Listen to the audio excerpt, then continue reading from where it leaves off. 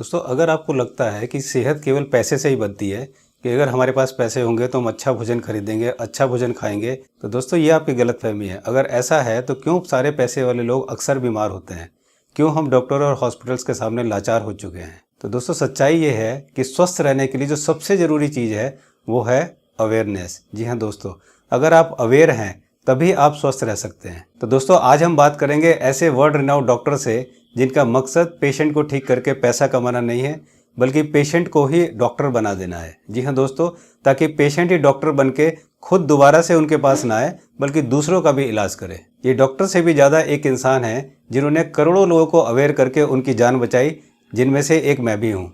तो आइए स्वागत करते हैं world renowned nutritionist and wellness के मसीहा डॉक्टर विश्वरूप राय चौधरी का। तो दोस्तों, जैसा कि मैंने बताया, आज हमारे साथ है डॉक्टर विश्वरूप राय चौधरी जी। तो सर, स्वागत है आपका। Thank you. तो कुछ क्वेश्चंस हैं लोगों के। सर, पहला क्वेश्चन है कि स्किन एलर्जी जो है आजकल बहुत लोग हो रही है, तो स्किन एलर्जी का क्या कारण है और इसका क्या इलाज है? देखिए, हमारे बॉडी का सबसे बड़ा ऑर्गन स्किन है और जब बॉडी के अंदर कोई पॉइजन बॉडी बाहर नहीं फेंक पाती है तो फिर वो स्किन का रास्ता चुनती है। स्किन के माध्यम से, जैसे पसीना आता है स्किन के माध्यम से, तो स्किन एग्जैक्टली वही काम करती है जो किडनी काम करती है। आप अपने पसीने को लीजिए और उसको केमिकल टेस्ट कराएं तो उसमें वही सारे आपको न्यूट्रिएंट मिलेंगे या वही सारे केमिकल्स मिलेंगे, वही सारे मिनरल्स मिलेंगे जो मिनरल आपको यूरिन में मिलते हैं। तो यानी कि skin is also a kind of third kidney बोला जाता है इसको। तो स्किन का काम वही है जो किडनी जब नहीं कर पाती तो स्किन पे सारा बोझ आ जाता है। तो लेकिन बोझ एक लिमिट तक ही स्किन सह पाता है, बिकॉज ये इसी काम के लिए नहीं बना है, ये और बहुत सारे काम हैं। सारे बॉडी को जोड़ के रखना भी इसका काम है। जब बॉडी के सारे रास्ते टॉक्सिन बाहर निकालने के बंद हो जाते हैं, उसके बावजूद भी टॉक्सिन आ रहे हैं, तो बॉडी स्किन का रास्ता चुनता है। और जब स्किन का रास्ता बॉडी बार बार चुनेगा तो फिर स्किन भी जवाब दे देती है। ऐसे में स्किन में इन्फ्लेमेशन हो जाएगा, घाव हो जाएगा, खुजली हो जाएगी। तो इन सबको एक नाम दे देते हैं स्किन एलर्जी। तो स्किन एलर्जी का मतलब यही है कि आपका बॉडी ठीक से चीज़ों को फिल्टर नहीं कर पा रहा है, तो वो स्किन का रास्ता अपना रहा है। तो ये स्किन की प्रॉब्लम नहीं है। ओके। ये प्रॉब्लम स्किन में दिखाई देती है, राइट, क्योंकि स्किन पे ज़्यादा बोझ डाला हुआ है। It is not a skin problem at all, it is just that कि स्किन में बोझ ज़्यादा है, तो इसीलिए वो रिफ्लेक्ट हो रहा है स्किन पे। ओके। तो सर, अगर स्किन की प्रॉब्लम है तो इसका मतलब किडनी में प्रॉब्लम है क्या? किडनी में प्रॉब्लम हो सकता है। टॉक्सिन, देखिए, टॉक्सिन बॉडी में डालना वो प्रॉब्लम हो सकता है कि किडनी अपना काम ठीक से नहीं कर रही है, ऐसा हो सकता है। अच्छा, ऐसा हो सकता है। हाँ। तो अगर ये एलर्जेटिक प्रॉब्लम किसी को है तो फिर उसको डीआईपी डाइट के अलावा कुछ एक्स्ट्रा करना है क्या? दो ही चीज़ें हैं, डीआईपी डाइट और उसी का एक पार्ट है सनलाइट। ओके। जब धूप में बैठेंगे डीआईपी डाइट लेंगे। और तीसरी बात है, मान लो खुजली हो रही है, घाव ज़्यादा हो गया है, ऐसे केस आते हैं हमारे पास, तो उनको 1 किलो नीम का पत्ता लेना है। ओके। और उसको 2 लीटर पानी में उबालना है जब तक पानी 1 लीटर ना हो जाए। उस पानी को छान लेना है। ठीक है। उस पानी को एक बकेट पानी में डाल देना है। ओके। अब इस पानी से नहाना है, पहली बात। दूसरी बात कि साबुन वगैरह ना यूज़ करके नींबू यूज़ करना है। 1 गिलास पानी में 1 नींबू या 2 नींबू निचोड़ के आप बहुत सॉफ्ट सा कपड़ा लेके कॉटन का, उसमें डाल के फिर हाथ में से पूरे बॉडी में रगड़ लेंगे, तो उससे आपकी बॉडी त्वचा साफ़ हो जाएगी। ओके। और इन्फ्लेमेटरी रिएक्शन नहीं होंगे, और अगर खुजली वगैरह है वो भी कम हो जाएगा। तो नीम के पानी से नहाना है और नींबू से आपको अपनी आपकी बॉडी को, स्किन को केयर करना है। ठीक है। तो प्लस सनलाइट है, प्लस डीआईपी डाइट है। ये अगर करेंगे तो धीरे धीरे स्किन बाहर से भी ठीक होने लगेगी और अंदर से भी ठीक होने लगेगी।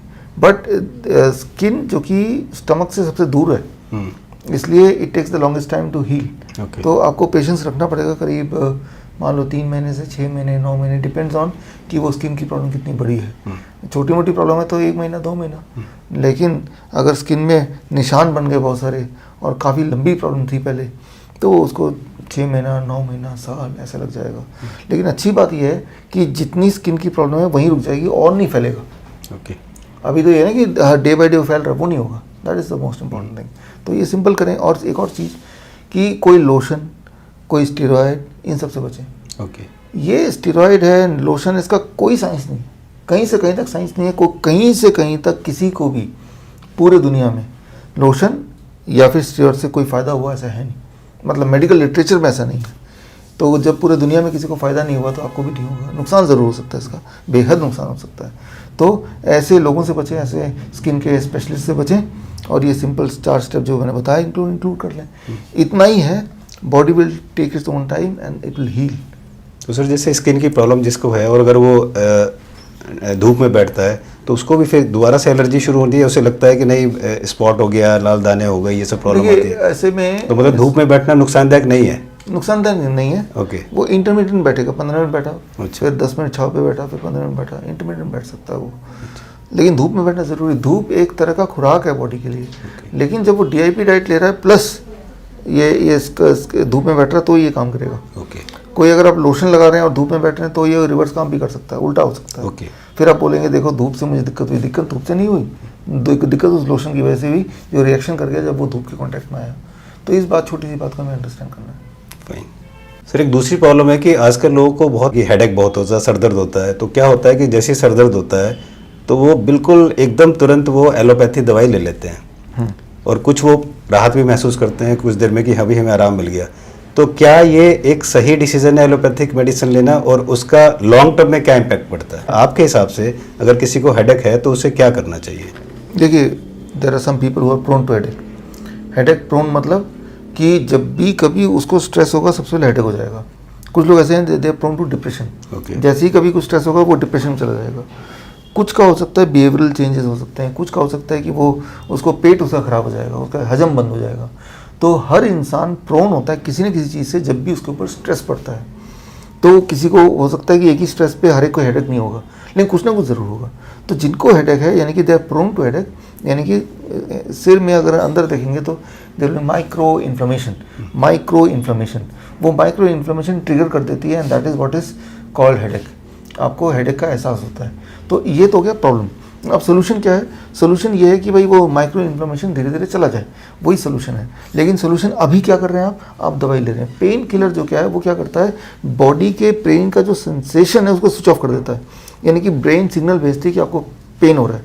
फॉर एग्जाम्पल, आप चल रहे हैं और आपके पैर में एक कील चुभ गई तो आपको एकदम से पेन होगा, क्योंकि आप देख नहीं रहे। तो ब्रेन एक सिग्नल भेजता है ताकि आपका ध्यान पैरों पे जाए, right? That is a pain signalling system. लेकिन जब पेन किलर लेंगे तो पेन किलर ये ब्रेन का जो भेजने का जो तरीका है किसी भी पेन सिग्नलिंग का, वो स्विच ऑफ कर देगा या काट देगा या पार्शली काट देगा। तो हेडेक कम नहीं हुआ, हेडेक का जो एहसास है वो कम हुआ। घाव अपनी जगह पे है, तो उस घाव में अगर आप पेन किलर लेते हैं तो एहसास कम हो गया, आपको लगता है कि आप सब कुछ सही है।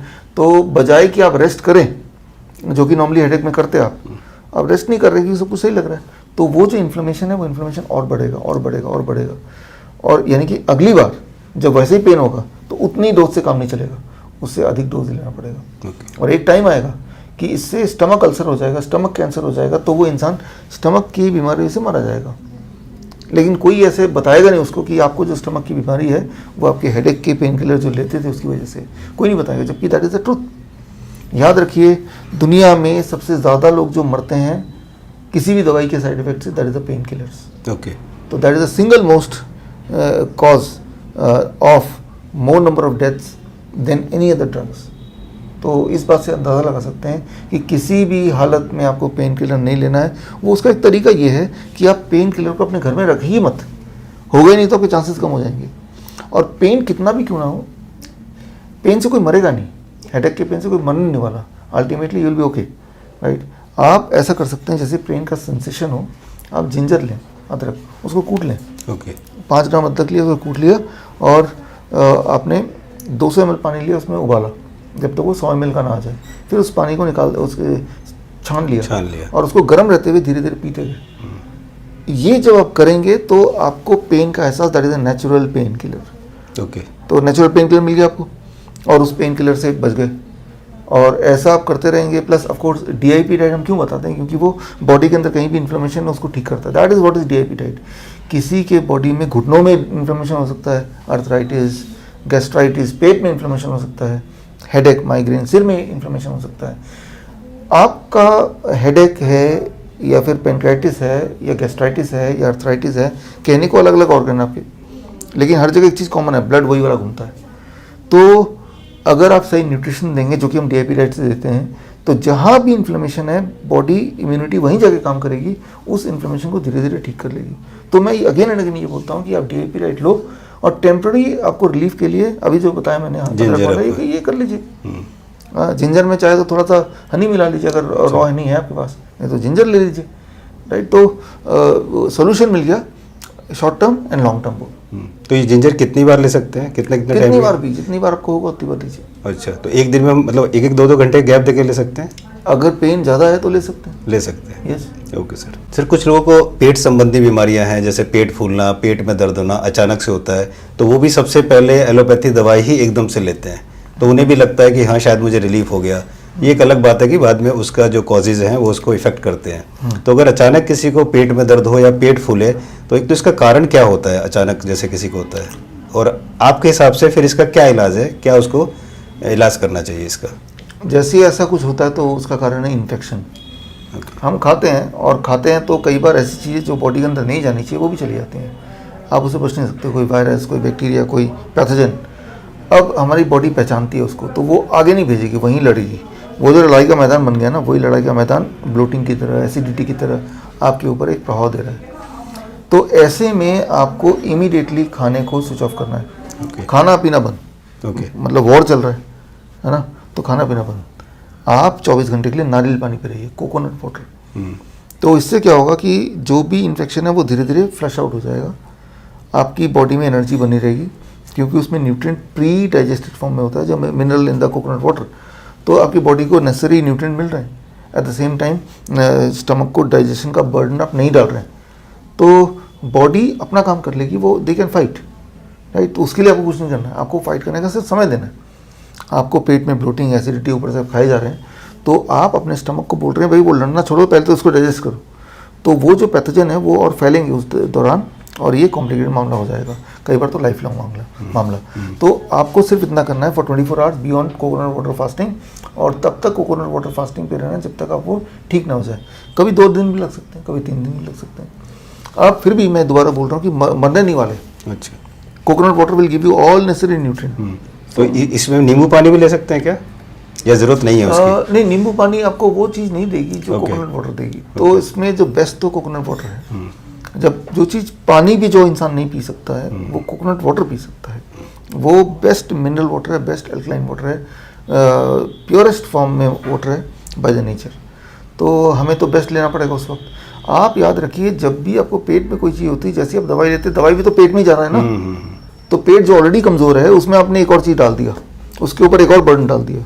तो ये कोई साइंस ही नहीं है कि भाई पेट का ही बीमारी है और पेट को ही हम बर्डन डाल रहे हैं, that is not a science.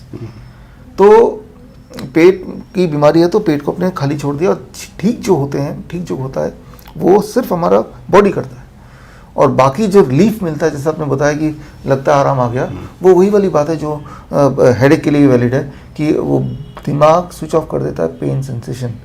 तो मान लो कहीं पे यहाँ धमाका हो रहा है, हम अपना कान बंद कर लें, इसका मतलब ये नहीं कि धमाका खत्म हो गया, लड़ाई खत्म हो गई, बस हमें नहीं सुनाई दे रही, हमने अपने सेंसेस बंद कर दिए, तो वही वाली बात होगी, राइट। तो हमने कान बंद कर दिया, दैट डज नॉट मीन कि हमने कुछ किया जिससे वॉर बंद हो गया, सिर्फ हमें वो दिखाई नहीं दे रहा, वी गॉट स्विच्ड ऑफ। लेकिन उससे क्या होगा, खतरा और बढ़ेगा। खतरा जब बहुत पास में आ जाएगा तो भी आपको समझ नहीं आएगा, बिकॉज आपके सेंसेस आपको बता ही नहीं पा रहे कि कुछ गड़बड़ है।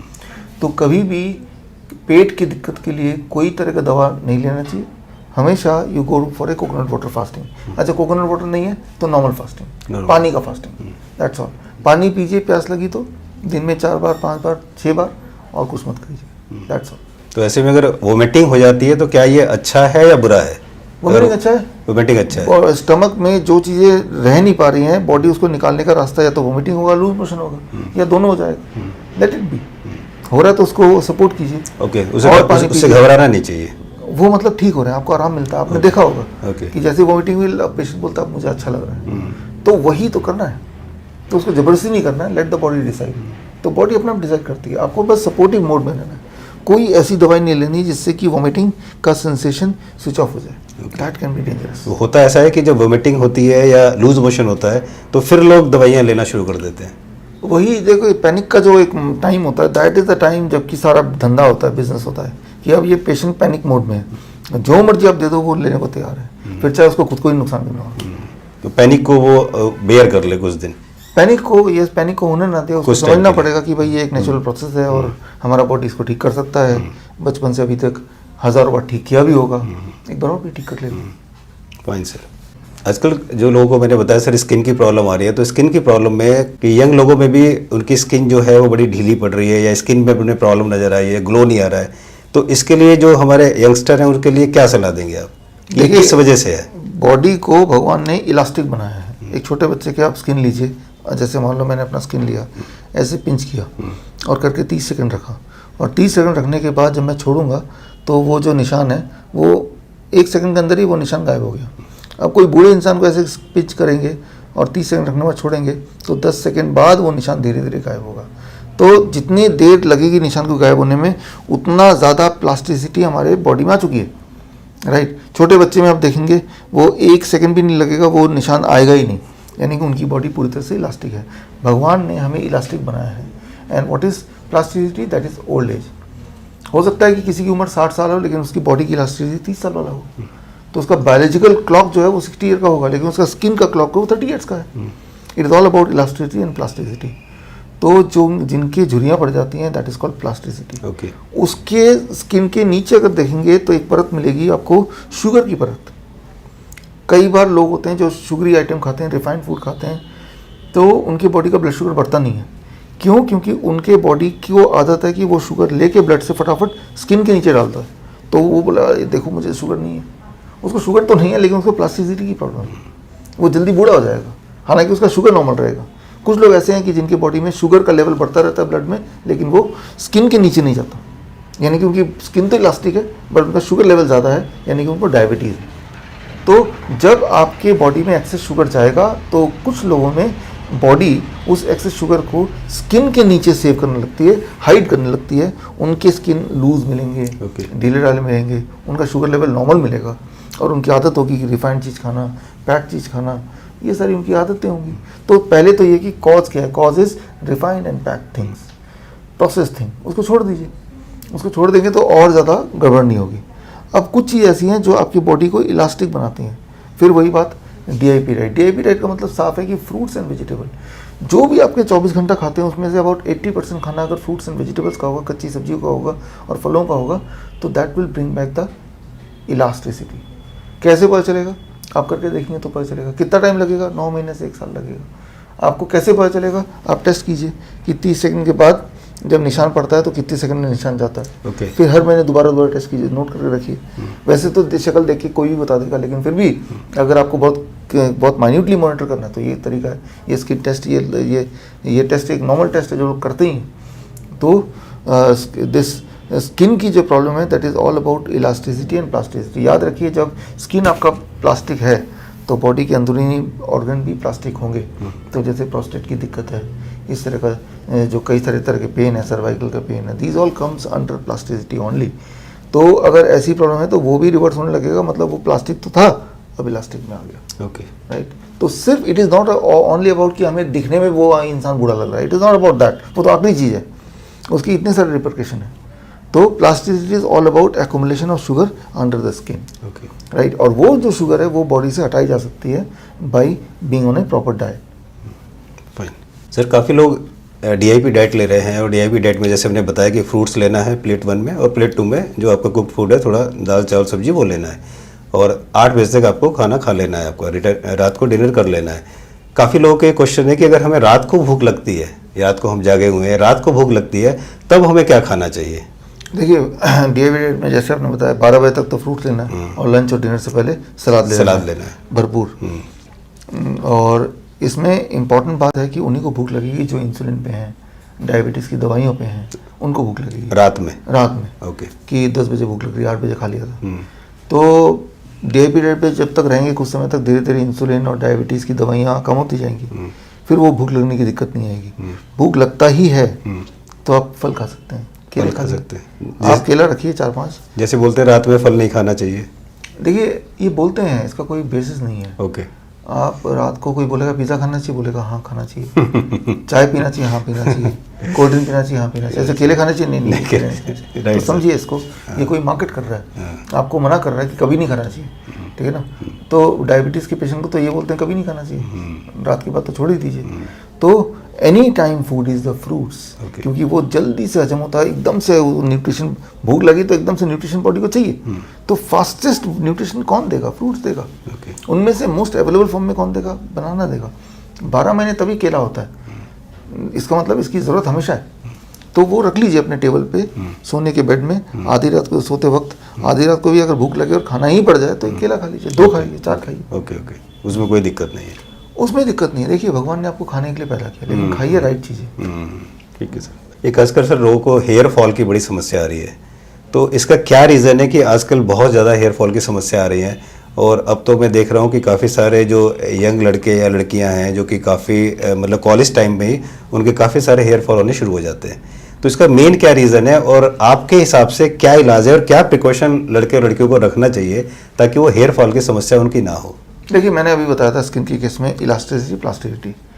जब काले बाल हैं तो ये इलास्टिक बाल हैं, ओके जब ये सफ़ेद होने लगेंगे तो वो प्लास्टिक बाल हैं, राइट। जिस तरह से बालों में स्किन में झुर्रियाँ पड़ जाती हैं, बालों की झुर्रियाँ मतलब जब वो सफ़ेद होने लगता है, ओके तो सिंपली वही एक्सप्लेनेशन है जो मैंने स्किन के लिए दिया। आपका स्किन में जब प्लास्टिसिटी आएगी तो झुर्रियाँ पड़ जाएंगी, बालों में प्लास्टिसिटी आएगी तो वो झड़ जाएंगे या वो सफ़ेद होने लगेंगे।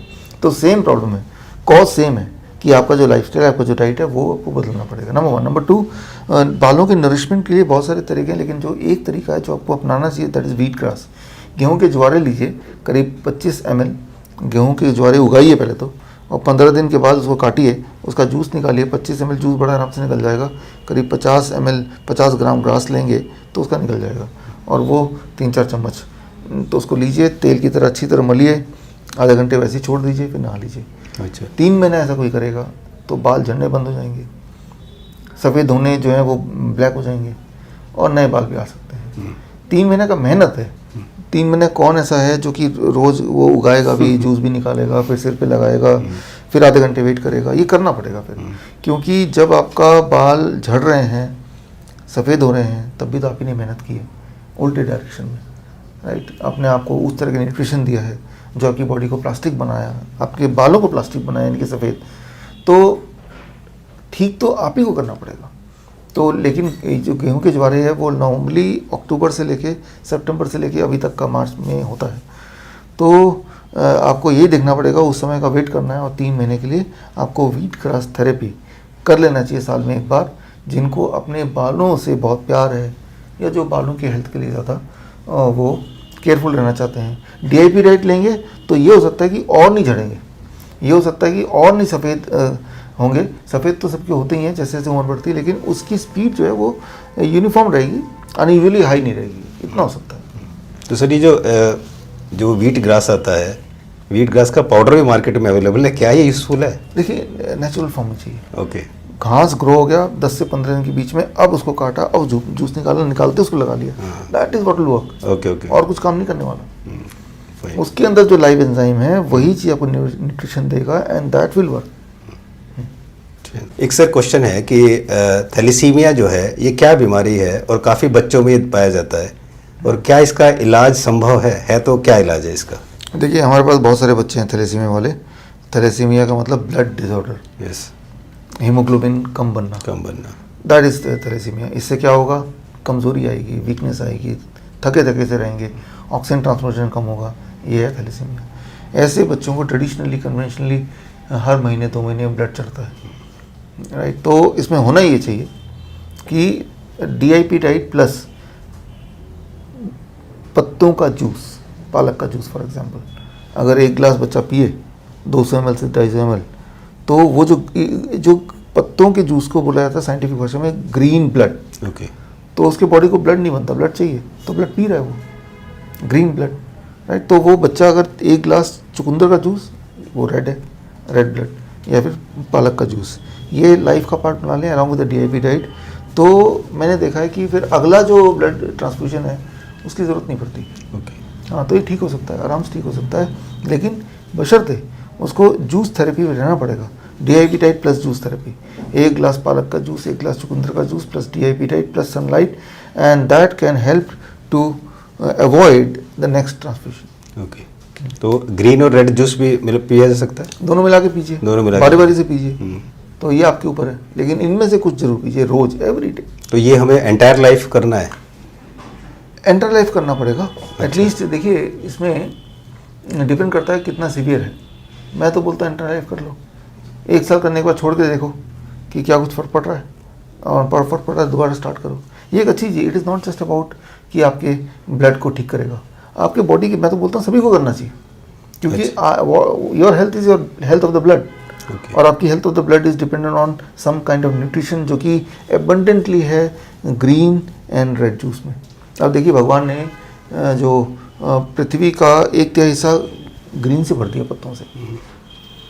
शेर भी जब बीमार पड़ता है पत्ते खाता है। तो पत्तों में खास तरह की प्रॉपर्टीज होती है। हम इंसान खा नहीं सकते पत्ते, बिकॉज हम इतने सदियाँ हो गई छोड़े हुए, तो उसका जूस पी सकते हैं हम। इसीलिए पत्ते थोड़े बहुत खा पाएँ जो लोग धनिया के पत्ते, मूली के पत्ते, पान के पत्ते जो लोग खाते हैं, तो वो साथ में खा लें 50 ग्राम, लेकिन बेस्ट है आप जूस पियो। ओके, तो अगर ये कि कोई हेल्दी पर्सन है वो भी जूस पी सकता है, उसे पीना चाहिए क्या? डेली पीना चाहिए, डेली पीना चाहिए। जिसको अपनी हेल्थ की परवाह है वो पी ले, और जो पी सकता है यानी कि जो जूस निकाल सकता है, पालक लाएगा रोज, इतना करना चाहिए, तो वो कर ले। आजकल सर 35-40 की एज के बाद लोगों को बदन दर्द, घुटनों में दर्द, कमर दर्द और जॉइंट पेन ये सब होना शुरू हो जाता है। तो एक तो इसका क्या रीज़न है कि क्यों ये 35-40 के बाद सबका ये सब शुरू हो जाता है, और फीमेल में भी खासकर ये मिलता है, कमर दर्द, बदन दर्द ये बहुत मिलता है। तो इसका क्या रीज़न है और आपके हिसाब से क्या इसका इलाज है? देखिए बड़ा ही इम्पोर्टेंट क्वेश्चन है, और सबसे इम्पोर्टेंट बात, it is connected to the previous question. आप जो भी खाते हैं आजकल, आप देखेंगे हमारे डाइट में रिफाइंड फूड बहुत ज़्यादा हो गया है, राइट? तो रिफाइंड फूड या डेयरी प्रोडक्ट, इन दोनों में जो शुगर है वो that is too much quantity. आपका बॉडी जब आप एक्सेस शुगर लेते हैं तो उस शुगर को बॉडी सोचते हैं मैं कहाँ पे छुपाऊँ, जो हम अनयूटिलाइज्ड है। या तो वो यूरिन के रास्ते बाहर जाएगा तो यूरिनरी ट्रैक इन्फेक्शन हो जाएगा, या तो वो स्किन के में छुपा देंगे तो स्किन में वो स्किन उसका झुर्रियाँ पड़ जाएंगी, या हेड में तो बाल सफ़ेद हो जाएंगे। तो बॉडी के पास कई सारी जगह है जहाँ पे एक्सेस शुगर वो छुपा सकता है। या जो जॉइंट्स हैं, जॉइंट के बीच में बहुत सारा गैप है, इस गैप में शुगर वो छुपा के रखता है। तो उस ऐसे इंसान की ब्लड शुगर नॉर्मल रहेगी, क्योंकि एक्सेस शुगर बॉडी ने जगह बनाया हुआ है। और जब एक्सेस शुगर आपके घुटनों में, अपने हाथों के बीच में, या उंगलियों के जॉइंट के बीच में इकट्ठी होती जाएगी, तो वो आपकी हड्डियों को नरम कर देंगी। जब हड्डियाँ घिसेंगी तो वो शुगर बीच में आएगा, that will cause inflammation, that will cause घाव, और उसके बाद उसको पेन सिग्नल आएंगे, क्योंकि वो जख्मी हो गया है, ब्रेन पेन भेजेगा, एंड उससे ये सारी प्रॉब्लम जो आप बता रहे हैं, घुटनों का दर्द, राइट, जॉइंट का दर्द, कमर में दर्द ये शुरू हो जाएगा। तो ये देखिए घूम फिर के ये बॉडी की inability to utilise the excess sugar, body metabolise नहीं कर पा रहा है अधिक शुगर को, तो बॉडी उसको कहीं ना कहीं सेव कर रहा है, और वो इकट्ठा करता चला जाएगा। एक टाइम आएगा जब इंसान बोलेगा अब तो मैं चल ही नहीं पा रहा हूँ, यानी काफ़ी इकट्ठा कर चुका है। तो that is the main reason कि भाई बॉडी आपके एक्सेस खाई हुई एक्सेस शुगर को ना तो निकाल पा रही है, ना ही उसको यूटिलाइज कर पा रही है, तो उसको कहीं ना कहीं छुपा रही है। आप प्रोन है कहाँ पे छुपाने की, that depends on your heredity. कोई तो प्रोन होगा कि भाई स्किन में, तो वो उसकी एक अलग पहचान होगी, वो दिखने में बूढ़ा लगेगा। कोई तो प्रोन है कि वो हड्डियों के पीछे या जॉइंट में छुपाने का, तो वो बूढ़ा तो नहीं दिखेगा, लेकिन उसके जोड़ों में दर्द रहेगा। तो आप देखिए एक ही तरह की चीज़ों से अलग अलग बीमारियां पैदा हो रही हैं, डिपेंडिंग ऑन, यहाँ पे आता है जेनेटिक्स का रोल। तो कौन कितना बीमार पड़ेगा, किसको कौन सी वाली बीमारी आएगी इस पर्टिकुलर एक एक्शन से, वो डिपेंड करता है लोगों में, लेकिन कोई ना कोई बीमारी हर एक को जरूर आएगी। ओके, आजकल सर एक लोगों की ना मेमोरी बहुत वीक हो रही है, बच्चों में भी प्रॉब्लम आ रही है कि मेमोरी उनकी वीक है। तो क्या रीज़न है इसका कि मेमोरी आजकल लोगों की इतनी वीक हो रही है, और आपके हिसाब से इसका क्या इलाज है, उन्हें कौन से प्रिकॉशन लेने चाहिए? बच्चों को ये देखना है, उनके पेरेंट्स को, कि रोज़ आपके बच्चे के डाइट में एम्पल फ्रूट्स एंड वेजिटेबल है क्या, कच्चे सब्जियां, फल, नेचुरल डाइट है क्या, नंबर 1। नंबर 2, मेमोरी के लिए आजकल देखिए बच्चे रट्टा लगा के पढ़ते हैं। तो जैसे जितना आप रट्टा लगाते रहेंगे उतनी आपकी मेमोरी जो है वो फेड होती जाएगी, क्योंकि जब आप रट्टा लगाते हैं तो आप उसको सुन के याद करते हैं। जो भी चीज़ हम सुन के याद करते हैं उसकी जो मेमोरी है वो बड़ी छोटी होती है। जो भी चीज़ आप देख के याद करते हैं उसकी मेमोरी काफ़ी लंबी होती है। तो आपको विजुअल मेमोरी बनाना पड़ेगा बच्चों को, visual memory which is called law of imagination, और उसको एसोसिएट करना पड़ेगा अपने डे टू डे लाइफ की चीज़ों से, which is called law of association. ये 2 लॉ जो हैं, जो मुझे लगता है कि हर बच्चे को सीखना चाहिए।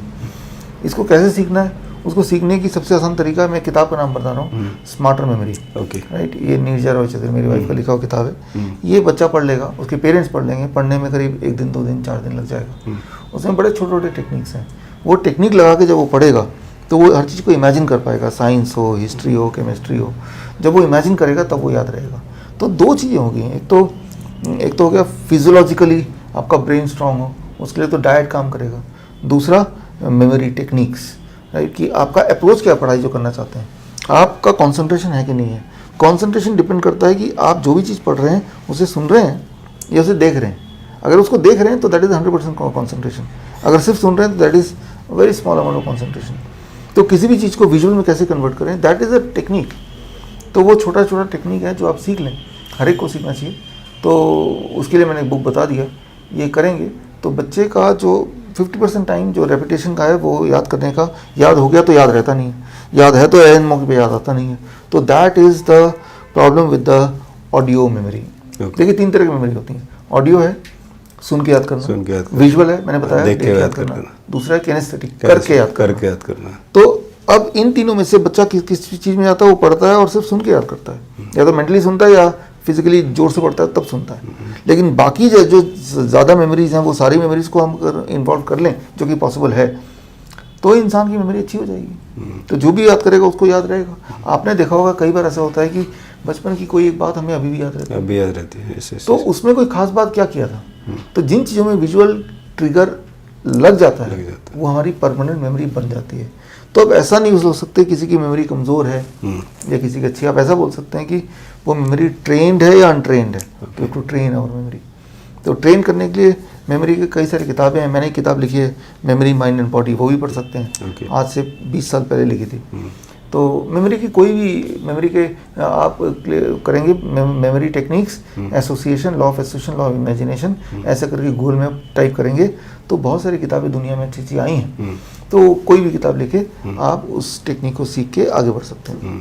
तो सर ये किसी भी एज का आदमी इसको सीख सकता है, कर सकता है, या पर्टिकुलर एज है? At any as. अच्छा। छोटे बच्चे मैं देखता हूँ जो क्लास 1 के हैं, 2nd के हैं, उनकी नेचुरल टेंडेंसी होती है हर चीज़ को इमेजिन करने की। आप उसको कोई कहानी सुनाएंगे छोटे बच्चे को तो वो विजुलाइज कर रहा होगा। लेकिन जैसे से वो बड़ा होता है तो उसको पढ़ाया जाता है स्कूल में कि आपको इमेजिन नहीं करना, आपको तो रट्टा मारना है। तो उसकी जो इमेजिनेशन की कैपेबिलिटी वो धीरे धीरे कम होने लगती है। तो छोटे बच्चे होंगे तो जल्दी सीखेगा, जल्दी अप्लाई करेगा। जो बड़े लोग होंगे उसको थोड़ा टाइम लगेगा। सीख तो सभी जाएंगे। Okay sir. अक्सर लोगों में स्पाइनल कॉर्ड की प्रॉब्लम है, स्पाइनल कॉर्ड की वजह से वो बड़े परेशान हैं। तो आपके हिसाब से इसका क्या इलाज है और क्या उन्हें प्रिकॉशन लेना चाहिए? देखिए स्पाइनल कॉर्ड रीढ़ की हड्डी सबसे बड़ी हड्डी, और इसमें कहीं भी अभी जैसे भी इतनी सारी बातें हमने की, कहीं भी अगर पेन हो रहा है तो समझ लीजिए अगर वहाँ पे खोल के देखेंगे, निकाल के देखेंगे और लेंस लगाएंगे तो वहाँ कोई ना कोई छोटे छोटे घाव मिलेंगे। इट्स ऑल अबाउट घाव। अब घाव से कैसे बाहर निकल सकते हैं? 2 तरीके हैं, temporary relief and permanent relief. Temporary relief कैसे कि वहाँ पे इम्यूनिटी का ध्यान दिलाना है कि इम्यूनिटी वहाँ पे आए और इम्यूनिटी वहाँ रिपेयर करे। वो कैसे होगा? हॉट फर्मेंटेशन, मतलब हॉट वाटर बैग ले लो या इलेक्ट्रिक बैग आता है वो ले लो, सिकाई करो 15 मिनट रोज, उससे टेम्परेरी रिलीफ मिल जाएगा, थोड़ी देर के लिए आराम मिल जाएगा। ऐसा रोज करो 1 महीने तक, और that is a temporary relief. Permanent relief कैसे मिलेगा? वो घाव ठीक करने के लिए again the diet, the kind of diet जो मैं बताता हूँ, fruits and vegetable diet, the DIP diet. तो ये दोनों चीज़ साथ साथ करेंगे तो आराम मिलता जाएगा, टेम्परेरी रिलीफ, परमानेंट रिलीफ। तो आप मानिए 3 से 6 महीने लगते हैं हमारे पेशेंट्स को कि वो बोलते हैं हाँ हम ठीक है, अब वो दर्द चला गया है। ये रिवर्सल प्रोसेस है। लेकिन अगर ये दोनों चीज़ नहीं करेंगे, जो कि कोई करता नहीं है, स्टीरॉइड्स पे रहेंगे, पेन किलर्स पे रहेंगे, तो वो घाव वहीं का वहीं है, वो धीरे धीरे बढ़ता जा रहा है। और आपका जो स्टीरॉइड का डोज है वो बढ़ता जा रहा है, उसके जो साइड इफेक्ट है वो बढ़ते जा रहे हैं। तो ऐसा लगता है कि अरे यार इस बीमारी से हम बाहर तो निकल नहीं सकते, जबकि निकल सकते हैं। उसके लिए आपको अपना लाइफस्टाइल मॉडिफाई करना है, जैसे मैंने बताया। तो सर क्या कारण है कि मतलब लोग कि उस रीजन को ढूंढते ही नहीं है अपनी बीमारी के? क्या कारण है इसका? रीजन नहीं ढूंढते हैं वो? रीजन इसलिए ढूंढते हैं because that is the approach. Okay. हमारी अप्रोच क्या है? जब भी कोई अगर दिक्कत हो सीधा आप डॉक्टर के पास जाओ। उसकी अप्रोच क्या है? उसको जो मार्केटिंग सिखाया गया है या पढ़ाई जो सिखाई गई है उसमें कॉज को ढूंढना is not a part of the syllabus. MBBS MD में कॉज को नहीं ढूंढा जाता। उसमें तो सिम्टम क्या है, उस सिम्टम को कैसे कैमोफ्लेज कर दें, उसको छुपा कैसे दें, दैट इज इट। कॉज का कोई चैप्टर नहीं है। व्हाई इट हैपेंड, ऐसा कोई चैप्टर नहीं है। शुगर बढ़ गया, क्यों बढ़ गया, कभी कोई डॉक्टर पूछेगा नहीं। कौन सा केमिकल से वो घट जाएगा ये पूछेगा, ठीक है ना। जैसे आयुर्वेद है, आयुर्वेद में कॉज पे ध्यान दिया गया है कि हुआ क्यों, और वो जो जिस कारण से हुआ है, क्या उसको हटा सकते हैं? तो आयुर्वेद में, होम्योपैथ में where cause is important, allopath में सिम्टम, और सिम्टम को कैसे छुपाएं वो इम्पोर्टेंट है। तो अब जिस चीज़ की ज़्यादा पब्लिसिटी है, एक आम आदमी उसी तरफ अट्रैक्ट होता है, और उस तरफ अट्रैक्ट होता है तो उसकी जो ट्रेनिंग है दिमाग की, वो ये बताती है कि आपके लाइफस्टाइल में कोई दिक्कत नहीं है, एक्चुअली आपकी किस्मत ख़राब है कि आपको ये प्रॉब्लम आ गई है। Okay. अगर किस्मत ख़राब है तो दवाई खाओ और ये एक्सेप्ट कर लो कि जीवन भर मैं पेशेंट बन के रहूँगा। ये चीज़ उसको पढ़ा दी जाती है, वो पढ़ा के सीख भी लेता है और अपने आसपास भी सभी को यही देखता है करते हुए। तो लगता है these are all permanent disease, there is no cure for it, और जो डॉक्टर बोल रहा है मुझे करना है, एंड ही एंड्स अप कि अपने जीवन का आधा संपत्ति वो पैसे के रूप में या दवाइयों के रूप में वो लुटाता जाता है, और पेनफुल डेथ भी उसको हो जाती है। तो सर आपको क्या लगता है कि डॉक्टर इसको जानबूझ के करता है या डॉक्टरों को ये बताया जाता है, पढ़ाया जाता है? देखिए, इसमें बहुत सारे डॉक्टर तो अगर उनको खुद भी हो जाए तब भी वो यही करेंगे। ओके। इसका मतलब जानबूझ के तो नहीं करते होंगे, उनको पढ़ाया जाता है, ट्रेन किया जाता है। कुछ लोगों को ज़रूर ये पता होगा, लेकिन सारे डॉक्टर्स को नहीं पता होगा, और वो इस तरफ से इन्वेस्टिगेटिव माइंड होता भी नहीं है। उनको लगता है यही जैसे भेड़ चाल है, ये मेरे बाउंड्रीज़ हैं, मुझे इसके बाहर नहीं जाना है, जो मुझे बताया गया है वो मुझे लोगों तक पहुंचाना है, दैट्स ऑल। तो क्या लोगों को डॉक्टर पर ट्रस्ट नहीं करना चाहिए? एलोपैथिक डॉक्टर पे तो ट्रस्ट नहीं करना चाहिए, नहीं करना चाहिए, जाना ही नहीं चाहिए। ओके। वो एक बिजनेस एम्पायर है, जबकि मुझे लगता है कि health can not be a business. Yes. एक प्रोफेशन हो सकता है लेकिन एक बिजनेस नहीं हो सकता। वहाँ पर ये देखते हैं 2 का 2 4 होना चाहिए, राइट? कोई आए तो वो एक बार पेशेंट आ गया तो ज़िंदगी भर वो आते रहे, जबकि हमारी फिलॉसफी पेशेंट एक बार आ गया तो उसको इस तरह से भेज दो समझा के वो दोबारा ना आए इस कॉज के लिए एटलीस्ट। तो द अप्रोच इज़ रॉन्ग कि how to keep the patient, that is the approach of allopathy. तो दे आर नॉट ट्रस्टवर्दी। आप अगर देखेंगे एलोपैथ में, आप अगर बताएंगे कि कोई ऐसी बीमारी जिसका इलाज एलोपैथ में है तो बताइए। जिस एलोपैथ से, चाहे वो कॉमन कोल्ड हो या कैंसर हो, डायबिटीज़ हो, आप हमेशा बात करते हैं कंट्रोल की, और कंट्रोल के नाम पे वो जीवन भर पेशेंट को पेशेंट ही रखते हैं, और पहले वो थोड़ा सा पेशेंट था, फिर वो पेशेंट और ज़्यादा भयंकर पेशेंट बन गया। That is the transition, that is it. और इसके अलावा कुछ है तो वो कोई बता दे, इसके अलावा कुछ नहीं है, दिस इज़ इट। तो doctor should be professional only but not a businessman. Doctor businessman होगा तो फिर यही हालात है जो हो रहे हैं। फिर तो कोई आ रहा है पेशेंट तो उसके लिए तो कस्टमर है ना, और कस्टमर तो जितना ज़्यादा हो सके लूटो इनसे। That is what the doctor is doing.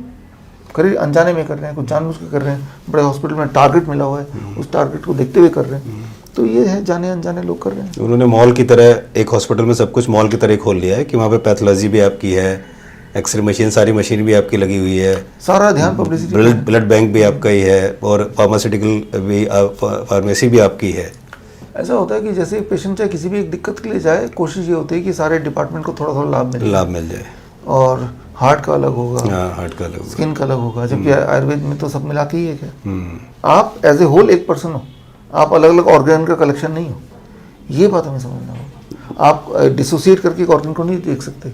अगर कोई एक ऑर्गन में कोई खराबी है तो इसकी रिस्पॉन्सिबिलिटी पूरे बॉडी की है। तो जब तक पूरी बॉडी ठीक नहीं होगी, जब तक लाइफस्टाइल ठीक नहीं होगा, वो एक ऑर्गन ठीक नहीं कर सकते।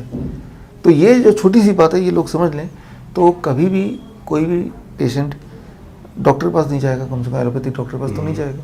जब मुझे हार्ट की प्रॉब्लम हुई, जब मैं डॉक्टर के पास गया था, हॉस्पिटल एडमिट हुआ, उन्होंने मेरा HIV का टेस्ट किया। ये देखते हैं कल लूटने के कौन कौन से तरीके हो सकते हैं, सारे टेस्ट काफ़ी सारे टेस्ट ऐसे किए जिसकी रिक्वायरमेंट ही नहीं थी। रिक्वायरमेंट तो अगर ध्यान से देखें तो किसी भी टेस्ट की नहीं होती है, लेकिन वो उनके पास जितने सारे डिपार्टमेंट है, हर डिपार्टमेंट तक कुछ ना कुछ हिस्सा पहुंचाना होता है, तो सारे डिपार्टमेंट टेस्ट कर डालो।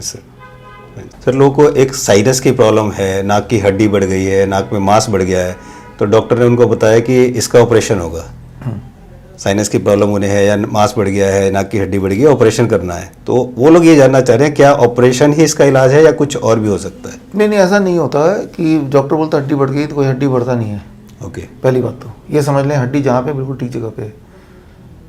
मैं आपको एग्जाम्पल देकर समझाता हूँ। मान लीजिए ये कमरा है और यहाँ पे 4 कोने हैं, राइट। आप ठीक से झाड़ू नहीं लगाते हैं तो जो कोना है वहाँ पे कचरा ज़्यादा रह जाएगा। फिर डॉक्टर कोई आके बोलेगा यार यहाँ कचरा क्यों, क्योंकि इसमें कोने हैं, कोने को हटा दो कचरा रह जाएगा। आपने कोने को हटा के कोने को आगे ले आए, लेकिन फिर भी तो कोना रहेगा ही ना, क्योंकि ये कमरा है। तो थोड़े दिन बाद वहाँ पे भी कचरा जमने की प्रवृत्ति होगी, तो कोने को नहीं हटा सकते। अगर कमरा है तो कोना भी होगा, राइट। तो ठीक उसी तरह से आपकी हड्डी को नहीं हटा सकते। हड्डी को हटा के सोल्यूशन नहीं मिलेगा। अगर लगता है ना एक बार हड्डी की सर्जरी करती है अब ठीक हो गया, ऐसा नहीं होगा, ये पक्का ही है। तो हड्डी की कभी प्रॉब्लम होती नहीं है, लिटरली कभी भी मैंने कोई ऐसा पेशेंट नहीं देखा जिसको लिटरली हड्डी की दिक्कत हो। तो मतलब हड्डी बढ़ती नहीं है? हड्डी नहीं बढ़ती, तो हड्डी अपनी जगह पे ठीक है। तो क्यों बोलते हैं हड्डी बढ़ गई है, हड्डी बढ़ गई है? अब वो बोलेंगे तभी आप कुछ करेंगे। वो बोलेंगे आप ऐसा करो, जो लोग ऐसे जिनको बोला गया है dehydrate plus citrus fruit juice, मौसम्बी का जूस या संतरे का जूस या किन्नू का जूस या पाइनएप्पल का जूस 2 ग्लास सुबह खाली पेट पी लो और पूरे दिन डिहाइड्रेट पे रहो। ऐसा 3 महीने करके देखें। 3 महीने करके देखेंगे जो साइनस की प्रॉब्लम है, ये से जुड़ी हुई प्रॉब्लम है, वो गायब हो जाएगा। 3 महीने तो बहुत ज़्यादा टाइम ले लिया मैंने, 1 महीने में आपको दिख जाएगा रिजल्ट। तो अगर तो हड्डी बड़ी हुई है वो तो कभी ठीक नहीं होना चाहिए था, हड्डी तो अभी भी वहीं पे है, हड्डी वहीं पर है ना। तो ये हड्डी की प्रॉब्लम है ही नहीं, इसको एक तरीका बता दिया ताकि उससे कुछ इंटरवेंशन हो, कुछ पैसा आए, ट्रांजैक्शन हो और वो पेशेंट जीवन भर पेशेंट बना रहे। उसके बाद उसकी असली जो पेशेंट वाली ज़िंदगी वो शुरू होगी, कुछ ना कुछ लगा ही रहेगा। जब एक बार भी सर्जरी होती है, आपकी कोई भी सर्जरी क्यों ना हो, आपका जो ब्रांड न्यू जो है जिस फॉर्म में भगवान ने पैक करके दिया वो पैकिंग खोलना नहीं है हमें, तो आप ओरिजिनल फॉर्म में नहीं आ सकते। जो लोग हमारे पास आते हैं जिन्होंने कोई ना कोई इंटरवेंशन सर्जरी करा चुके अपने जीवन में, उनको ठीक करने में ज़्यादा टाइम लगता है। तो जिस तरह से आपका मोबाइल आपने खोल पैक हो क्या है, किसी बच्चे को दे देंगे चलो इसको खोल देना तो खोल तो देगा वो, लेकिन वैसा पैक नहीं कर सकता, कभी नहीं हो सकता, है ना। तो ऐसी इस तरह की सर्जरी या किसी भी तरह की सर्जरी को आपको स्ट्रिक्टली अवॉइड करना होगा। जो मांस और नाक जो बढ़ावा बोलते हैं वो गलत बोलते हैं, वो है नहीं, ऐसा कुछ होता है, ऐसा कुछ nothing like this। तो आपको जवाब मिल गया होगा कि ऐसा कुछ होता नहीं है, केवल डॉक्टर्स गलत बताते हैं। एक सर कुछ हार्ट डिजीज के पेशेंट्स होते हैं जिनको पेस मेकर लगाया जाता है, तो पेस मेकर लगाने की वजह क्या होती है और क्या ये लगाना ज़रूरी है, या और जिसको लगा हुआ है तो क्या ये पेस मेकर उनका हट सकता है, क्योंकि सालों से लोगों के पेस मेकर लगा हुआ है। देखिए कभी किसी का पल्स रेट अगर 25 या उससे नीचे चला जाता है तो उतना पल्स रेट उसकी बॉडी को सपोर्ट नहीं कर पा रहा है, तो पल्स रेट को बढ़ाने के लिए पेस मेकर लगा देते हैं, तो ये होता है। मैं तो बोलता हूँ जैसे ही आपका 35 या 40 से नीचे जाएगा तो उस वक्त ही वो डाइट पे आ जाए। डाइट पे आएंगे तो धीरे धीरे पल्स रेट बढ़ जाएगा, ठीक है ना, तो हार्ट अपना काम करने लगेगी, तो किसी को ज़रूरत ही नहीं पड़ेगी। नंबर 1। नंबर 2, पेस मेकर लगा है उसके बाद भी वो डाइट चेंज कर देगा और उसको 9 महीने साल में वो जब हार्ट अपना काम ठीक से करेगा तो पेस मेकर हट सकता है। तो पहली बात तो ज़रूरत से बच सकते हैं और दूसरी बात लगाए हुए तो हट सकते हैं, ईजिली हटा जा सकता है। ये बॉडी की जो इलेक्ट्रिकल सिग्नल है वो सफिशिएंट स्पार्क नहीं दे रही है, तो तब उसको हेल्प करने के लिए साथ में पेस मेकर लगाया जाता है। उसका नुकसान क्या है अगर पेस मेकर लगा होता है तो? देखिए बॉडी में एक फॉरेन मटेरियल लगा हुआ है जो बॉडी उसको रिकॉग्नाइज नहीं करती, बॉडी के लिए तो फॉरेन है, मतलब एक दुश्मन है। फॉरेन का मतलब इट इज़ एन एनिमी। तो ऐसे में body is in A high stress situation. Okay. तो ऐसे में ऐसे लोग ना तो तेज़ी से दौड़ सकते हैं, ना बहुत लंबा काम कर सकते हैं, उनके बॉडी में या हार्ट के रीजन में डिस्कम्फर्ट, दर्द ये लगा ही रहेगा। That will become a permanent part of his life style. तो ये दिक्कत है पेस मेकर के साथ, इट इज़ नथिंग नेचुरल, ये तो एक आर्टिफिशियल चीज़ लगा दी आपने, तो ये नुकसान है, इसके बहुत सारे नुकसान हैं। जैसे इलेक्ट्रिकल सिग्नल बाहर से भी आता है जहाँ पे हम बैठते हैं, तो वो भी उसको इंटरफेयर कर सकता है, तो means he has to be very very careful. तो जीवन में आपको उसको बहुत केयरफुल होना पड़ सकता है। उसकी बैटरी है वो ख़त्म हो जाएगी तब भी दिक्कत आ सकती है, जो आती है उससे पहले बैटरी चेंज करनी होती है उसको, 10 साल 15 साल की लाइफ होती है उसकी। तो ये सारी छोटी छोटी चीज़ें हैं। एक मशीन आपने डाल दिया, एक ऐसा मशीन जो जिसकी खुराक ब्लड या ऑक्सीजन नहीं है, जिसकी खुराक है एक किसी भी मशीन की तरह वो एक केमिकल है, बैटरी है, आर्टिफिशियल चीज़ है, तो वो आपके जीवन को वैसा नहीं बना सकता जैसे उसको लगाने से पहले था। इसीलिए उससे बचने के लिए जब आपका पल्स रेट कम होने लगे तो समझ लीजिए that is a time, high time कि आप अपनी डाइट को चेंज कीजिए। चेंज करेंगे तो बॉडी और हार्ट बड़ी तेज़ी से रिवाइव भी करता है। 3 महीना 6 महीना, अगर 9 महीना भी है तब भी मैं तेज़ी बोलूँगा इसको, क्योंकि आपने अपनी हालत यहाँ तक पहुँचाने के लिए कई साल लगाए, तो उसके जितने साल लगाए उतने महीने। तो जो पेसमेकर होता है जिसको लगा हुआ है उसको कैसे पता चलेगा कि अब मेरा ठीक है, मैं पेसमेकर को निकलवा सकता हूँ, अब मैं ठीक हूँ, उसे कैसे पता चलेगा? उसको नहीं पता चलेगा ज़्यादातर तो। ओके। पहले तो उसको डिस्कम्फर्ट नहीं हो तो पता चलेगा, उसका पल्स रेट नॉर्मल रहता है तो पता चलेगा, उसको बंद करने के बाद कितना पल्स रेट रहता है तब पता चलेगा। तो वो भी कोई चीज़ लगा दी गई उसको हटाना अपने आप में ही एक प्रोसेस है। तो that is also very difficult thing and dangerous also. Not easy. हाँ, ईजी नहीं है। हाँ, इट इज नहीं। तो क्या ये पेसमेकर जब आपका पल्स रेट लो होता है तभी लगता है, हाई होता है तो भी लगता है? लो होता तब लगेगा, हाई पे नहीं लगता। हाई पे नहीं लगेगा। ओके सर, आपकी डीआईपी डाइट के अनुसार 12 बजे तक हमें फ्रूट्स खाने चाहिए और 12 बजे के बाद फिर हमें वेजिटेबल खाने चाहिए। तो 12 बजे तक फ्रूट्स खाने का क्या लॉजिक है, ये लोग जानना चाह रहे हैं। जितने सारे तरह के खाना है उसमें से fruits is the only food जो बॉडी में ज़्यादा जल्दी एसिमुलेट होता है। Okay. 20 मिनट से 40 मिनट में। तो सुबह तो हम यही चाहेंगे कि जो भी चीज़ हम खा रहे हैं वो ज़्यादा टाइम ना लगाए, फटाफट एनर्जी डिस्ट्रीब्यूट कर दे, क्योंकि सुबह हमारा दिनचर्या ऐसा होता है कि हम सब काम पे जाते हैं, पढ़ाई में के बच्चे जाते हैं, तो फुल ऑफ एनर्जी चाहिए। इसका उल्टा कर लीजिए, पराठे खा लीजिए सुबह, तो आप कितने थके रहेंगे। ऐसे दूध पी लीजिए 2 ग्लास, कितना थके रहेंगे। तो द थिंग जो बॉडी की लीस्ट एनर्जी लेके मैक्सिमम एनर्जी ट्रांसमिट करे, दैट इज फ्रूट्स। इसीलिए मैं बोलता हूँ 12 बजे तक पेट भर के फल खा लो। तो फल खाएंगे, आप देखेंगे कि फल कितना भी मर्जी खा लें 2 घंटे में भूख लग जाती है। इसका मतलब 2 घंटे के पहले ही फ्रूट्स की एनर्जी डिस्ट्रीब्यूट हो चुकी है, उसके न्यूट्रिएंट डिस्ट्रीब्यूट हो चुके हैं, पेट खाली हो चुका है, तो ही भूख लग रही है। तो ये अच्छी बात है। तो अब लंच तब तक आ गया, लंच में आपने raw vegetables and cooked food थोड़ा बहुत खा लिया। इसका मतलब ये है कि ऐसा कोई कंपलसरी नहीं है कि 12 बजे तक के खाने, बाद में भी आप खा सकते हैं। वो तो हमेशा खा सकते वो तो कभी भी खा सकते हैं। हैं, लेकिन एक बैलेंस बनाने के बैलेंस लिए, बनाने के लिए। सिंप्लीफाई करने के लिए, ताकि आप एक रूटीन फॉलो कर पाएं, तो हम उसको इस तरह और करते हैं। जल्दी से एनर्जी लेने के लिए। यस। Yes, thank you. एक सर लोग बोलते हैं कि सुबह सुबह उठकर गर्म पानी पीना चाहिए, और लोगों को वो तो आदत भी पड़ी हुई है, हालांकि वो जानते नहीं इसका रीज़न क्या है। तो क्या इसका भी कोई लॉजिक है कि सुबह उठ के गर्म पानी पीना चाहिए, या हम सुबह उठ के फ्रूट्स भी खा सकते हैं सबसे पहले? जिस तरह से सुबह उठ के चाय पीने का कोई लॉजिक नहीं है, ओके। तो उस तरह से गर्म पानी भी आदत की बात है। जैसे हमारा चाय पीते हैं तो वो जो गर्म का एहसास है वो एडिक्टिव है।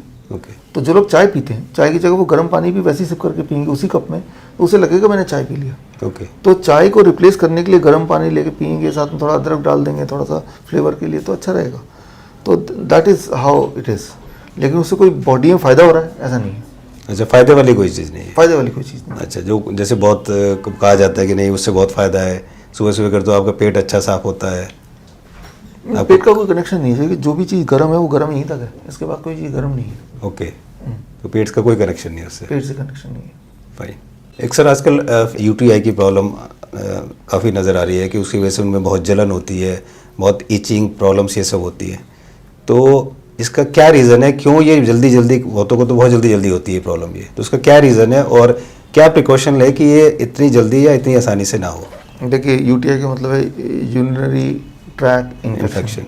यूरिनरी ट्रैक में इन्फेक्शन, वहाँ घाव, वहाँ पे जर्म्स। तो मैंने आपको बताया भी था पहले भी कि जब आप रिफाइंड फूड ज़्यादा लेंगे, डेयरी प्रोडक्ट ज़्यादा लेंगे, उसके अंदर का जो शुगर होता है बॉडी उसको यूटिलाइज नहीं कर पाती, ना उसको थ्रो कर सकती है। तो ऐसे में बॉडी सोचती है इसको कहाँ निकालें, या तो स्किन के नीचे छुपा दें, राइट, तो स्किन की प्रॉब्लम हो जाएगी, या फिर कुछ लोगों की बॉडी उसको यूरिन के थ्रू बाहर निकालती है। तो आप देखेंगे कुछ लोगों की यूरिन में जहाँ पे भी वो यूरिन का थोड़ा बहुत बूंदें होंगी, वहाँ पे बहुत सारे चींटी आ जाएंगी, यानी कि वो जो एक्सेस शुगर है वो यूरिन के रास्ते इट इज़ गोइंग आउट। और शुगर जहाँ पे भी होगा वहाँ पे जैसे बाहर शुगर होगा तो चींटी को अट्रैक्ट करती है, और यूरिन ट्रैक में एक्सेस शुगर हो तो वहाँ जर्म्स को अट्रैक्ट करेगी। ओके। तो जर्म्स कैसे आए, क्योंकि शुगर की क्वांटिटी ज़्यादा है यूरिन में, काफ़ी ज़्यादा है, तो जर्म्स आ गए और यहाँ पे भी आ गए टॉयलेट में मान लो, राइट। तो इसका मतलब ये कि शुगर का एक्सेस निकलना। अच्छा, तो ये तो हो गया वो उस तरह के लोग हैं कि उनकी प्रवृत्ति है कि जब भी एक्सेस शुगर होगा तो बॉडी रास्ता लेगी यूरिन का। ओके। तो ऐसे लोग they are more prone to urinary tract infection in comparison to घुटनों के दर्द, इन कंपैरिजन टू स्किन के लूज होना। तो ये एक अलग कैटेगरी होगी कि बॉडी एडजस्ट नहीं कर पा रही है, उसको यूटिलाइज नहीं कर पा रही, मेटाबोलाइज नहीं कर पा रही, चलो बाहर थ्रो करो। तो ये है कारण ये इसका। अब इसको ठीक कैसे करें? 3 दिन से लेके 5 दिन तक DIP डाइट माइनस प्लेट 2। जैसे प्लेट 2 हटाएंगे तो जो DIP डाइट है प्लेट 2 हटा के, जो कि कुक फूड है, तो ये सारा जो खाते हैं हम, यूँ मानिए सिंपल भाषा में, आपके जो जर्म्स हैं, ऐसे जर्म्स जो आपको तकलीफ दे रहे हैं, वो जर्म्स ये रॉ वेजिटेबल फ्रूट नहीं खाते। Okay. They need cooked food. Okay. तो कुक फूड को आपने माइनस कर दिया। फाइन। 3 दिन तक कुक फूड नहीं लेंगे तो they have to die on their own of starvation. Okay. तो 3 दिन से 5 दिन लगते हैं। धूप में बैठिए, साथ में आप DIP डाइट माइनस प्लेट 2 कर दीजिए फॉर 3 to 5 days। तो दुनिया का कोई भी कितना ही बड़ा UTI क्यों ना हो, इट हैज़ टू गो। उसमें जूसेस भी कोई ऐड कर सकते हैं? जूस ऐड कर सकते हैं, पालक का जूस, पालक, हाँ, वेजिटेबल जूस ऐड कर लो। वेजिटेबल जूस ऐड कर देते हैं। Yes yes. तो सर कुछ जो फीमेल्स कुछ ऐसा होता है, सपोज घर में एक ही टॉयलेट है और उसमें एक घर में एक ऐसा पेशेंट है जो शुगर का पेशेंट है, वो भी वही टॉयलेट यूज़ कर रहे हैं, वो भी वही टॉयलेट यूज़ कर रहे हैं, तो क्या ये इन्फेक्शन ये भी हो सकता है क्या? नहीं, मेजरली नहीं होगा। नहीं होता। आप देखिए, लोगों से घिरे हैं, जानवरों से घिरे हैं, बैक्टीरिया और वायरस से हमेशा घिरे हैं। हमारी बॉडी की प्रोटेक्टिव सिस्टम ऐसी है कि ये इस तरह से हमें कोई स्पेस पे रहने को नहीं मिला, तो वो हम एक सिनर्जी में ऑलरेडी रहते हैं, तो हमेशा हमारी बॉडी में अटैक होता रहता है। इस वक्त भी अटैक हो रहा होगा। Okay. और हमारी body all the time deal करती रहती है। तो हमारा खास ध्यान देना कि अरे ये तो पेशेंट है, यहाँ तो मैं ज़्यादा बीमार पड़ जाऊँगा, इसकी ज़रूरत नहीं है कुछ। तो मोस्टली फीमेल को जो लगता है कि नहीं हम ऐसा टॉयलेट यूज़ कर रहे हैं तो कॉमन टॉयलेट, तो उसकी वजह से इन्फेक्शन हो सकता है, ये सही नहीं है? नहीं, देखिए, इन्फेक्शन हो सकता है, ये तो सही है, हाँ। लेकिन उसके चांसेस उतने हैं जितने कि कोई भी टॉयलेट यूज़ करने के। ओके। उस टॉयलेट में बहुत ज़्यादा पॉसिबिलिटी बढ़ गई, ऐसा नहीं है। अच्छा, ऐसा नहीं है। हाँ। फाइन। सर वैसे तो आप किसी भी फ्रूट्स या वेजिटेबल को देने से मना नहीं करते हैं कि आप कि फ्रूट्स वेजिटेबल दे सकते हैं, लेकिन क्या कोई ऐसा फ्रूट्स या वेजिटेबल है जो किसी पर्टिकुलर बीमारी में नहीं देना चाहिए? ऐसा कोई फ्रूट्स एंड वेजिटेबल नहीं है, सारे फ्रूट्स एंड वेजिटेबल सारे बीमारी में दे सकते हैं और हम देते भी हैं। लेकिन कई बार जैसे किडनी के पेशेंट आते हैं तो उनको हम पालक नहीं देते हैं, क्योंकि उनके दिमाग में घुसा हुआ है कि पालक खाने से मेरी पोटेशियम बढ़ जाएगा। तो भगवान ने इतने सारे वेजिटेबल बनाए, एक आध चीज़ ना भी दो, क्योंकि वो पेशेंट के साइकोलॉजी से मैच नहीं करता। और हमारे पास ऑप्शन और भी है। तो इस तरह से हम कभी कभी कुछ कुछ फ्रूट्स को या कुछ कुछ वेजिटेबल को उसकी साइकोलॉजी से ना झगड़ा करते हुए बोल देते हैं मत लो इसको। लेकिन किसी भी फ्रूट्स वेजिटेबल को लेने में किसी भी बीमारी में कोई दिक्कत नहीं है? कोई दिक्कत नहीं है। रेयरली कभी ऐसा होता है कि एक इंसान किसी एक वेजिटेबल से एलर्जिक है, वो रेयरली कभी होगा। ओके। वो उसकी बीमारी की वजह से नहीं है, वो he is made like that. Okay. हाँ, तो उसको छोड़ दें हम, वो तो खुद ही बताएगा कि जब मैं ये खाता हूँ तो मुझे खुजली होती है, तो वो चीज़ मत खाओ। वो चीज़ मत खाओ। रेयरली होता है। रेयरली होता है। और अगर हम क्वांटिटी कम ज़्यादा करें इससे भी कोई फर्क नहीं पड़ता? मेजरली कोई फर्क नहीं पड़ेगा, बीमारी में कोई फर्क नहीं पड़ता? नहीं पड़ेगा। ओके। क्वांटिटी कम लेंगे तो आप थोड़े पतले हो जाएंगे, कमज़ोर लगेंगे, तो मतलब कि आपको फ़र्क पड़ रहा है। आपको एनर्जी कम लग रही है, इसका मतलब क्वांटिटी कम रह गई होगी। तो ये क्लू है कुछ, कि कई लोग बोलते हैं कि मैं तो पतला हो गया, इसका मतलब आप 20% और फूड बढ़ाओ हमारे फॉर्मूले के हिसाब से, DIP डाइट के हिसाब से, कि जितना आप ले रहे हैं उससे ज़्यादा बॉडी को एनर्जी की ज़रूरत है। यही मतलब है इसका। सर काफ़ी लोग ऐसे भी होते हैं कि वो बात करते हैं कि जो DIP डाइट लेते हैं उनका वेट काफ़ी लूज़ होता है, तो वो काफ़ी सोचते हैं कि मैं बहुत वीक हो रहा हूँ, मुझे वीकनेस बहुत फील हो। क्या ये वीकनेस होती है या वो साइकोलॉजिकल है उनका? देखिए, उसकी टेस्ट कीजिए वीकनेस की। आप जब DIP डाइट शुरू करें उससे पहले आप देखें कि आप कितनी देर दौड़ सकते हैं बिना रुके। आप देखें कि कितना मैक्सिमम वेट आप उठा सकते हैं। इस तरह से 4-5 कितने उठक बैठक लगा सकते हैं बिना थके, ऐसे 4-5 टेस्ट कीजिए, वो सब लिख के रखिए। DIP डाइट लेने के 1 महीने बाद दोबारा से वही सारी एक्टिविटी करके देखिए, तो तभी पता चलेगा कि आपकी एनर्जी, आपकी स्ट्रेंथ बढ़ रही है कि घट रही है। सिर्फ अपने आप को देखेंगे शीशे में, मैं तो पतला दिख रहा हूँ, या किसी थर्ड पर्सन ने बोल दिया आप तो पतले दिख रहे हैं, आप तो कमज़ोर दिख रहे हैं, पतले को बोलते हैं भारत में कमज़ोर दिख रहे हैं, है ना। तो वो दिमाग में बैठ गया। ऊपर से क्या है कि द काइंड ऑफ डाइट जो अभी हम लेते हैं DIP डाइट में, उसमें स्टिमुलेंट नहीं है, चाय नहीं है, कॉफ़ी नहीं है, पैक फूड नहीं है, जिसकी आदी हो चुका है इंसान। तो उसके अभाव में बॉडी में जो क्रेविंग होती है, वो क्रेविंग ही कमज़ोरी का एहसास दिलाती है। तो क्रेविंग को इंसान कमज़ोरी से एसोसिएट करता है। ओके। तो आपको मेजरमेंट के थ्रू ये देखना होगा कि आप एक्चुअली कमज़ोरी आ गई है या हमें लग रहा है ऐसा कि हमारा वेट लूज हुआ है। हाँ, इस वजह से वेट लूज होने को हम एसोसिएट करते हैं कमज़ोरी से। वियतनाम में मेरा सेंटर है, वहाँ पे किसी का वेट ज़्यादा होगा तो तब लोग कमज़ोर मानते हैं। ओके। कमज़ोर हो गई, अच्छा, यू गेन वेट। वहाँ पे पतले को मानते हैं यार काफ़ी ताकतवर इंसान। जैसे मान लो शेर है, वो पतला है, राइट। कोई सांड होगा, वो थोड़ा मोटा होगा। शेर है, हिरन है, वो भी पतला है, वही पतला है, वही पतला है। तो पतले का मतलब यहाँ पे एसोसिएट किया गया, खासतौर पे यहाँ हरियाणा में पतला मतलब कि वो कमज़ोर। हमारे इस ऑफिस में ही हमारे यहाँ पे गांव है, वहाँ पहलवान होते हैं बहुत सारे, उनके नाम के पीछे पहलवान लिखा रहता है। वो जब आते हैं तो 4 लोग तो उसको उठा के लाते हैं, ये मोटे तगड़े, लेकिन 4 लोग पकड़ के ला रहे हैं, बड़ी मुश्किल से आ रहा है। जो अपना वेट नहीं उठा पा रहा है वो किस तरह का पहलवान हो सकता है ना। लेकिन उसको सब पहलवान बोल रहे हैं। डाइट के बाद 1 महीने बाद आता है, वो कोई नहीं उठा के ला रहा है, खुद ही आ रहा है, बोल रहा है, सब बोल रहे हैं मैं बहुत कमज़ोर हो गया हूँ। मैं जब तो आप ताकतवर थे तब तो 4 लोग उठा के ला रहे थे आपको, जब तो आप कमज़ोर हैं तो खुद ही आ रहे हैं, है ना। तो व्हाट इज़ द डेफिनेशन कमज़ोरी की और ताकत की, आपको देखना पड़ेगा। Right sir. सर कुछ पेशेंट्स हैं जिनके हाथ पैर में स्वेलिंग आती है, कभी पैर में स्वेलिंग आ गया, कभी हाथ में स्वेलिंग आ गया, तो इसका क्या रीज़न है कि अचानक किसी भी कारण से स्वेलिंग आ जाता है? और कई ऐसे लोग हैं जिनके पैरों के तलवों में बहुत जलन होती है, तो क्या इस जलन का रीज़न शुगर है? Sugar is one of the reason. Sugar reason नहीं है। शुगर का मैंने आपको बताया कई बार बीच बीच में, शुगर बॉडी कहीं भी डिपॉजिट कर देगी, पैरों के नीचे डिपॉजिट कर देगी, तो ब्रेन का जो कनेक्शन है ओके सेंसेशन का या तो कम हो जाएगा या ज़्यादा हो जाएगा। कम हो जाएगा तो वो पैर अगर कील के ऊपर भी रखें, कील चुभ भी गया तो उसका एहसास नहीं होगा। अगर धूप में कई बार गर्मियों में पैर रख देगा खाली नंगा पैर, तो वो पैर जल जाएगा लेकिन वो एहसास नहीं होगा।